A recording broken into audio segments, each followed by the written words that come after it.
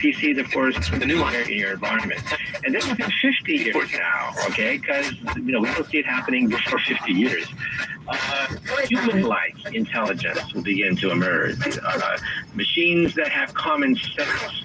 Now, believe it or not, many people have a hard time reading this, but the reason why we don't have robots and the reason why we don't have those clunky things you see in science fiction movies is because the things we take for granted. We take for granted vision, and we take for granted common sense. Everybody knows that a child is different than the mother. Everybody knows that when it rains, you get wet. Everybody knows people don't like pain, that people don't like... That damn signal all fucked up now. Computers don't know that. That signal's like... computer, millions and millions of lines of common sense. So when it rains, you do that. You age at the same rate. There are about 100 million lines of computer code you have to input into a computer to give it common sense that a 10-year-old understands instinctively. 10-year-olds know that animals don't like pain, right? Computers don't know that. You have to tell the computer that, right? All right, question for you. Yeah. When is it possible, This is a radio show, 1997, Art Bell, and they're talking about AI, regenerating cells and stuff in our bodies. We could live to 200, 300, 400 years old, like the Bible.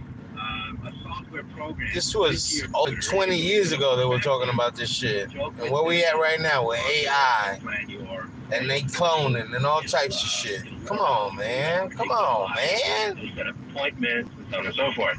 But then at one point will it have a will of its own? At what point will it start to say, well, why should I obey this person, right? I'm smarter than he is. Right. Why don't I start to take over? Consciousness, right? Now, let me be very clear about this, okay? Most computer scientists believe that consciousness will emerge gradually. What? It's not going to be one day a computer becomes sentient and says, why should I be the slave? I can be the master, right? Yes. But now within 50 to 100 years, once we have machines that can begin to reason with us and joke with us, right? There is a possible danger that Thank they you, will Will have Smith.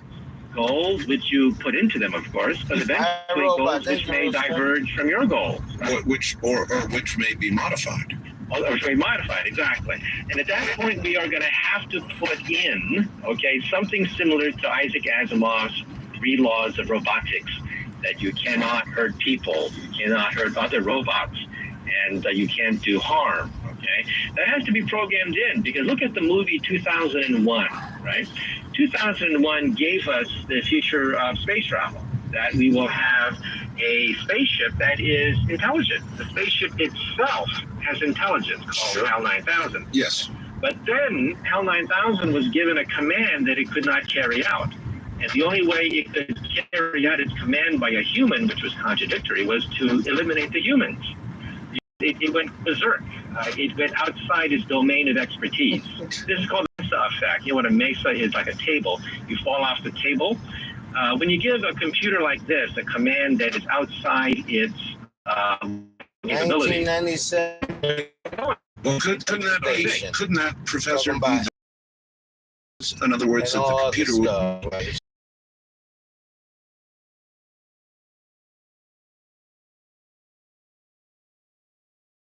itself would birth the beginning of artificial intelligence, true artificial or consciousness. It could be, yeah. This is called the Mesa effect, and it's also called negative feedback. So that the things get worse and worse. The computer goes off the deep end and goes mad, literally goes mad, looking for an answer for which there is no answer. Yes. And executing commands that it shouldn't execute, for example, killing humans and creating havoc, like what HAL 9000 did in the movie 2001. 1997, kill humans. I think is going to be where computers are going to go. We're going to have living spaceships which are living. The walls will have a limited intelligence in it. You will talk to the spaceship. You see, that's the most economical way to run a spaceship.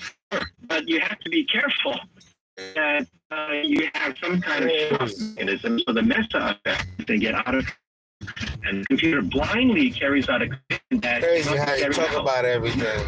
Until humans gave you Back in the days, 1997. definite shut-off mechanism. radio. All right, well, that brings me back then to what we discussed at first. Let us assume we get 240-year-olds. You know, I'm driving, so it's not coming in. That present social They don't like trends for you to listen don't to shit change like that. drastically. That each pope who comes along continues to suggest birth control is all wrong, and our numbers continue to multiply. What are we, 5 or 6 billion? 5.5 billion. All right, there you are. And then quickly, if we're not already out of control as a result of population, we would surely be then way out of control. And would it... For countries, lots of kids, of which only a small portion will survive and will support you in old age. But when you become middle class, you want to have radio, television. You want to listen to Art Bell. You want to have all the luxuries. You don't want to have to be straddled with 10 kids. You want to have 2 kids. Right. So as nations become developed, that's when they automatically limit their population. That's happened in every country so far. All of Europe, Japan has already seen it. The population is going backwards. China is now seeing it as peasants become more middle class. And so the population will probably rise and double and then see a law. 1997 they were talking about. Okay? And of course, that's going to put a tremendous strain on resources. That's why we have to have genetic engineering to give us better crops and resources. That's why we have to have genetic engineering to give us better crops and so forth and so forth. And we're going to have to be very careful because everybody wants to be told. We're going to have to be very careful because everybody wants to be told what's going on, what's happening. That's the problem the world. Right now. And by then we all want to be told what's happening. We don't want to see it anymore. Just want to wake up and see the news or see your phone. Oh, they said this, they said that. Good for us. I guess that's true. People say. It's like, it's the funniest shit at times.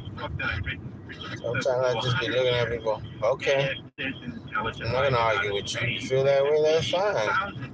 You might be right, you might be wrong, but I don't see it that way. With alien life in outer space that are 1,000 years ahead of us, we can begin to see the outlines of what their civilization looks like. You know, we're not so primitive anymore on the Earth. You know, we do have supercomputers. You know, we've tinkered with DNA a bit now. We have inklings of what molecules are all about. We can begin to see sort of what an encounter with an alien civilization would be like. For example, if like a Nordic from outer space were to land with computer technology many centuries from now, we would expect it to be along this track. That is, its shell will be intelligent. The spaceship is not going to be inert. It's not going to be just a bunch of bolts. It's going to be a living object that you can talk to, and it'll talk back to you. And that there will be objects that have artificial intelligence, and for the most part, flying saucers and whatever will probably be robotic. It's a waste of resources